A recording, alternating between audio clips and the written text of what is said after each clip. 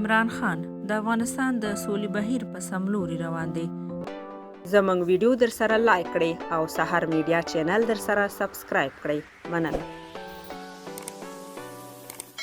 د پاکستان لومړي وزیر عمران خان ویلي سره له دې چې په افغانستان کې د اوږدې جګړې پای ته رسول اسانه خبره نه ده، خو د لومړي ځل لپاره په دغه هیواد کې د سولې هڅې او دغه بهیر په سملوري روان دی.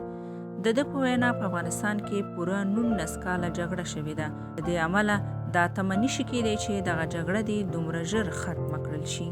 عمران خان زیاته کړې چې پاکستان د حکومت پر مهال له افغان سولې سره بې کچې همکاري کړې ده او لا هم به خپلو همکاریو ته ادامه ورکوي. نوموړي د تاوتریخوالي کمېدو روان بهیر هم خورا مهم بللی دی او هیلې څرګنده کړې دا د سولې لپاره یو مهم او ګټور ګام شي.